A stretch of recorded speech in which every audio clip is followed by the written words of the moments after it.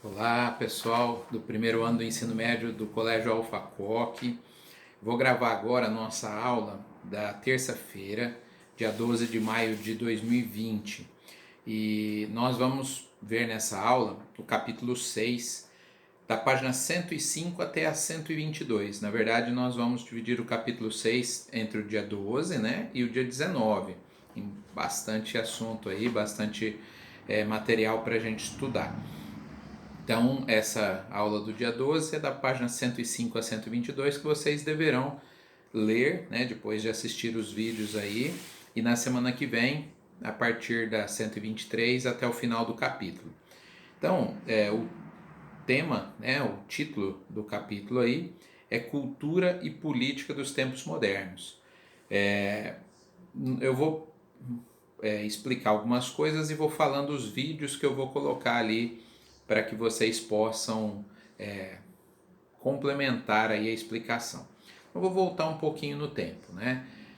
Vocês se lembram que na Baixa Idade Média que nós estudamos, em função das cruzadas, porque os europeus saem dos feudos ali da Europa, onde eles estavam acostumados a viver, né? Durante 1000 anos praticamente eles viveram nesse isolamento e vão viajar longas distâncias, conhecer outras culturas, outros valores, outras armas, outros animais, enfim.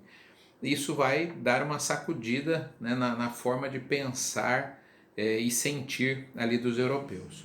Aliado a esse fator das cruzadas, nós vamos ter outros dois importantes fatores na Baixa Idade Média. Um será, né, a peste negra, a peste bubônica, que vai arrasar, matar cerca de 1/3 da população da Europa ali entre os séculos 13 e 14.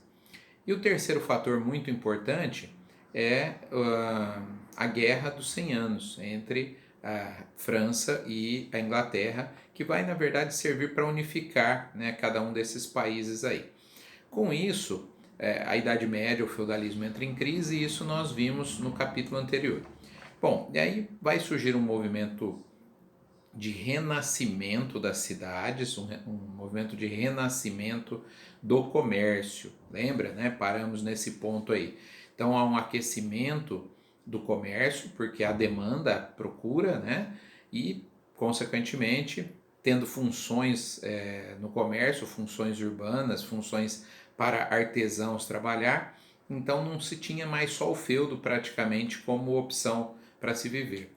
Então há uma migração dos feudos para os burgos, para as cidades, vilas, né, na maioria, para as funções urbanas. Isso gera então um renascimento inclusive das moedas, né, porque durante o período feudal alguns feudos tinham moeda de circulação interna, outros nem tinham, e agora com o renascimento comercial isso é importante. Inclusive essa vai ser uma das exigências da burguesia para os reis na formação do Estado Nacional, que tem uma moeda única para todo o território ali.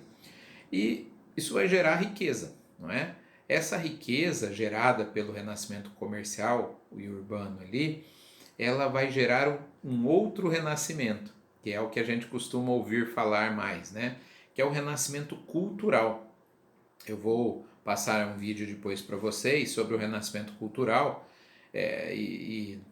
que vem no bojo aí desse renascimento comercial e urbano, um vídeo de 7 minutos e 31. Vocês vão ver, por exemplo, na área artística, nomes que todos vocês conhecem aí das tartarugas ninja, né? Leonardo da Vinci, Michelangelo, Donatello, Rafael, autores de grandes obras. Leonardo da Vinci, ele é um nome expressivo na área artística, mas ele é um nome expressivo também na área científica, né? Ele projetou, além de inventos que ele realizou, algumas coisas que ele projetou só no século XX, quer dizer, 4 séculos depois é que foi possível se realizar aquela projeção dele, né? Como avião, como o escafandro, né? Que é aquela roupa de mergulho, enfim. Era um gênio, para muitos o maior gênio que já pisou aí na Terra, porque o conhecimento dele era vasto em praticamente todas as áreas, né? Nós temos aqui alguns representantes desses renascimentos, né? Tanto na área da escrita quanto na área científica. Mas é importante dizer o seguinte, que o renascimento cultural ele tem 3 fases. A primeira fase, que a gente chama de trecentro, né?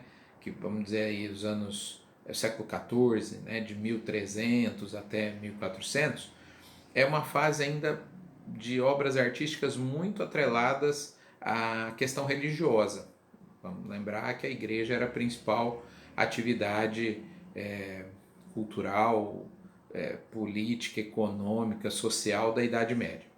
Na segunda fase, o quatrocentro, né, que vai de 1400 até 1500, mais ou menos, isso começa a balançar um pouco, algumas mudanças, mas ainda muito atreladas às questões. A cultura ainda estava ligada à igreja. E só na terceira fase, né, no 500, de 1500 a 1600, é que nós vamos ter esses grandes nomes que eu citei há pouco, e é uma mudança significativa com algumas rupturas, né, com algumas mudanças mesmo no perfil artístico-cultural nesse sentido. Nós temos aqui, deixa eu achar aqui onde que está, na página 110 da apostila, nós temos aqui alguns nomes importantes, ó, da área científica: Nicolau Copérnico, Leonardo da Vinci, Paracelso, Miguel de Cervet, William Harvey, Galileu Galilei, Giordano Bruno, Jonas Kepler.